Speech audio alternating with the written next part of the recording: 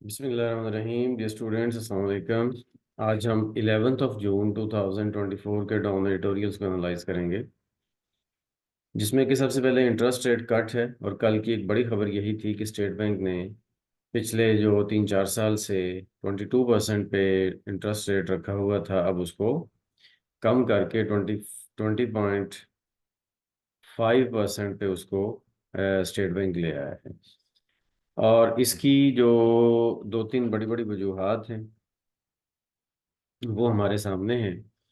Number one तो ये कि पिछले महीने में काफ़ी इन्फ्लेशन डाउन हुई, और इंटरेस्ट रेट को इसीलिए बढ़ाया जाता है कि इन्फ्लेशन को कंट्रोल किया जा सके। तो वो इन्फ्लेशन को कंट्रोल करने में ये एक उनके ख्याल में ये जो यकदम डाउनफॉल आया है इन्फ्लेशन रेट में, वो शायद इसकी वजह से था। तो इसलिए उन्होंने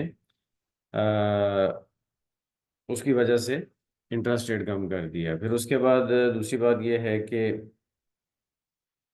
ये इंटरेस्ट रेट कम करने की जो इजाज़त दी है आईएमएफ ने आईएमएफ ने जो इजाज़त दी है, वो भी इस चीज़ का इंडिकेशन है कि हमारी जो आईएमएफ के साथ डील है वो पॉजिटिव जा रही है, और जो निगोशिएशंस हैं वो पॉजिटिव जा रही हैं, और आईएमएफ को कॉन्फिडेंस हो रहा है पाकिस्तान की मार्केट के ऊपर और पाकिस्तान की इकोनॉमी के ऊपर।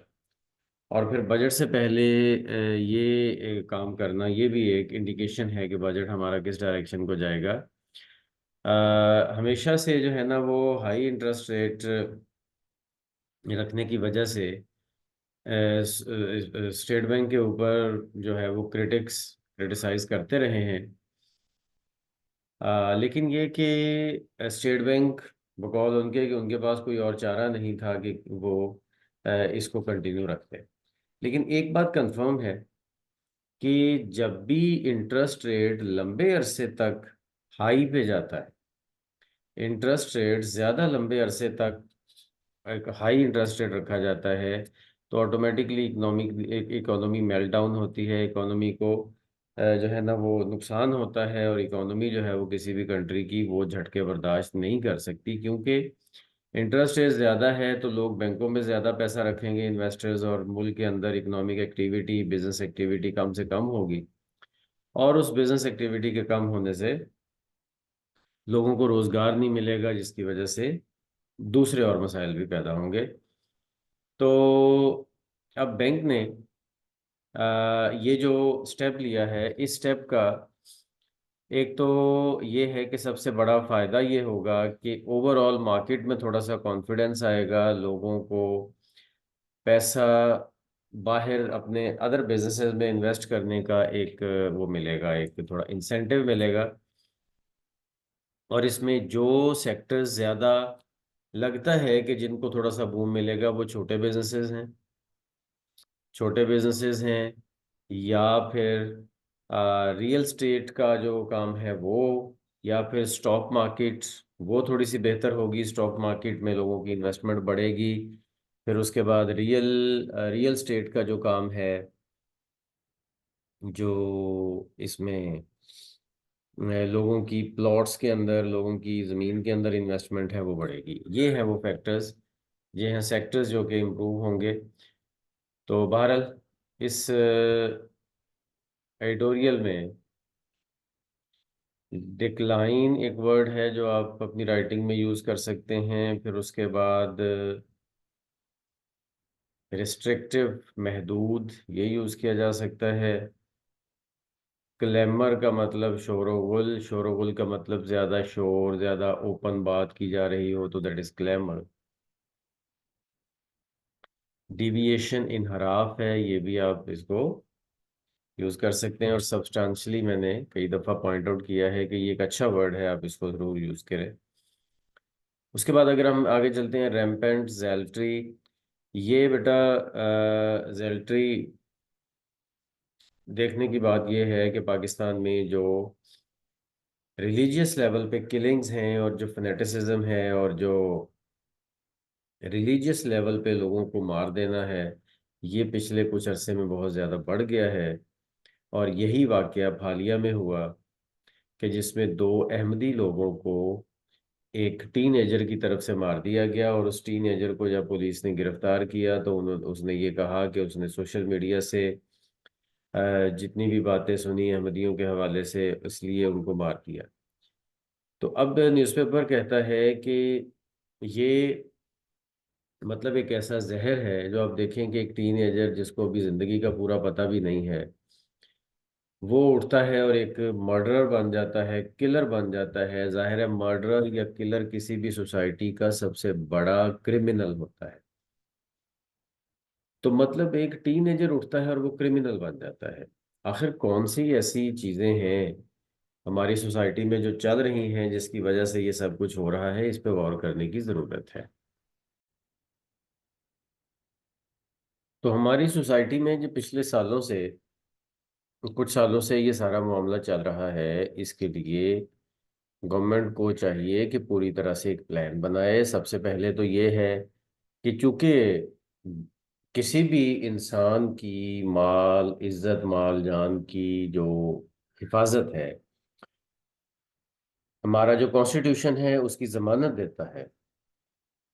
तो फिर अगर वो कोई मुस्लिम है, किसी भी फिरके से ताल्लुक रखने वाला, या अहमदी है या क्रिश्चियन है या हिंदू है, कोई भी है, उसकी जान माल का तहफ़्फ़ुज़ होना चाहिए।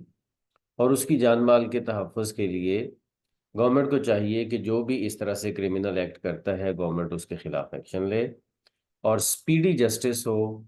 स्विफ्टली उन केसेस को चलाया जाए और उनको जल्द अज जल्द टारगेट पर पहुंचाया जाए। तो एक तो ये बात होनी चाहिए, और दूसरी बात ये होनी चाहिए कि इसको इग्नोर करने की बजाय इस मामले को टेक ऑन करना चाहिए गवर्नमेंट को। और गवर्नमेंट को चाहिए कि ये इस पे लंबे, कई अरसा लगेगा, कई साल लगेंगे इस सारे मामले में। इस सारे मामले में कई साल लगेंगे कि जब इस चीज़ को जो है ना वो किया जा सकता है। बिकॉज लोगों की जो, एक तो ये है कि लोगों का जो जहन है, जहन साजी की जा रही है, उसको रोकना होगा। सोशल मीडिया का बेदरेग जो इस्तेमाल है इस हवाले से, वो रोकना होगा।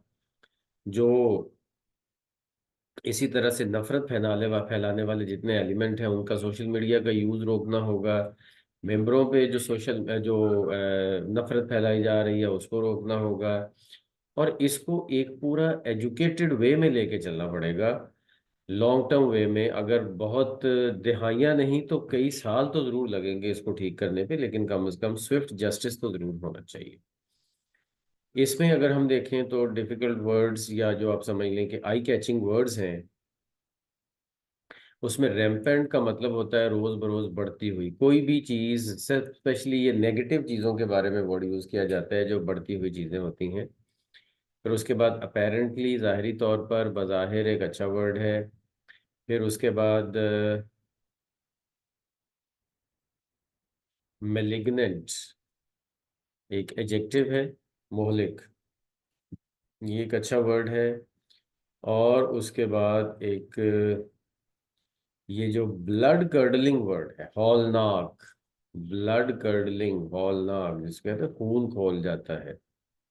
वो जो खून खोल जाता है जिस चीज से, वो ब्लड कर्डलिंग होती है, खून को खौलाने वाली।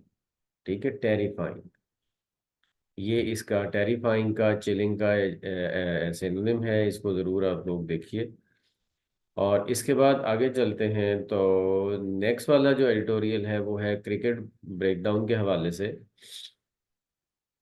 कि पाकिस्तान की क्रिकेट टीम के हवाले से एडिटर कहता है कि कुछ उम्मीद पैदा हुई थी और एक फीलिंग थी कि पाकिस्तान की क्रिकेट टीम कुछ बेहतरी की तरफ जा रही है।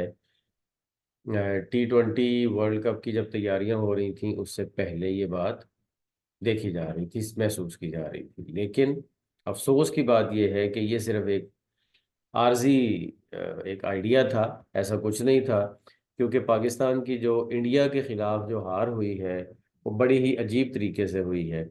इंडिया को कम स्कोर पे आउट करने के बावजूद भी और मैच को ज्यादा टाइम तक अपने हाथ में रखने के बावजूद भी पाकिस्तान इस काबिल नहीं हो सका कि वो जीत सके, क्योंकि एंड पे इंडिया का जो बॉलर था बुमराह, उसको खेलने के काबिल ही नहीं हो सकी पाकिस्तान की टीम, और वो पाकिस्तान की टीम आसानी से हार गई।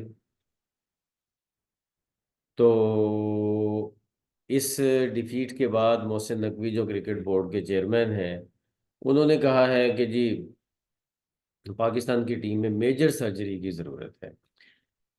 तो अब वो मेजर सर्जरी वाली बातें तो खैर बाद की हैं, लेकिन फिलहाल तो ग्रुप ए में पाकिस्तान की टीम को कुछ अपनी होप्स को अलाइव रखने के लिए ज़रूरी है कि पाकिस्तान की टीम कनाडा और आयरलैंड के साथ जो मैचेस हैं आगे आ रहे हैं, वो दोनों मैचेस जीते तो पॉसिबल हो सकता है किसी हद तक कि पाकिस्तान नेक्स्ट स्टेज पे जाएगी टीम।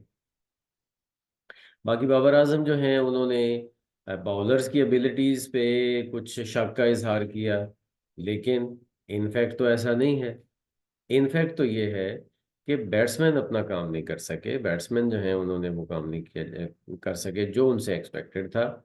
लेकिन बहरहाल न्यूज़पेपर राइटर कहता है कि ये वर्ल्ड कप के बाद अगर कोई सर्जरी करनी है तो सर्जरी ऐसी होनी चाहिए जो कि प्रोफेशनल्स करें, प्रोफेशनल्स करें, वो सर्जरी होनी चाहिए, क्रिकेट के प्रोफेशनल्स करें। अब यहाँ पे एक इनडायरेक्ट इशारा सीधा सा मौजूद है कि चूंकि आसिम जो क्या नाम है उसका, मोहसिन नकवी, मोहसिन नकवी चूंकि खुद क्रिकेट के प्रोफेशनल नहीं है, तो उस इनडायरेक्टली न्यूज़पेपर ये असल में कहना चाह रहा है कि ये जो सर्जरी करनी है ये मोहसिन नकवी ना करें, बल्कि कुछ प्रोफेशनल्स को सामने लाएं जो कि ये काम करें, तो पाकिस्तान की क्रिकेट बेहतर हो सकती है। तो बहरहाल इसमें अगर हम डिफरेंट डिफिकल्ट वर्ड्स या टर्म्स देखें, तो टर्न द कॉर्नर एक अच्छा इडियम है जिसको आप यूज़ कर सकते हैं, एक वर्ब के तौर पर आ रहा है। फ्लीटिंग, आर्जी, टेम्परेरी, शॉर्ट लिव्ड, ये एक अच्छा एडजेक्टिव है जो आप यूज़ कर सकते हैं। मेल डाउन, ये इकोनॉमी में भी यूज़ होता है और भी टर्म्स में नाकामी में यूज़ होता है। फिर उसके बाद है आफ्टर मैथ, नतीजा किसी चीज़ का जो निकलता है, दैट इज आफ्टर मैथ। उसके बाद है जी फ्रेजाइल, नाजुक, वीक। और ले बेयर एक नया वर्ब है जो कम यूज होता है इन एडिटोरियल्स में। ले बेयर का मतलब है जाहिर करना, रिवील करना। ये भी आप यूज कर सकते हैं अपनी राइटिंग्स में। तो इसके साथ ही आज की हमारी डिस्कशन कंप्लीट होती है। मिलते हैं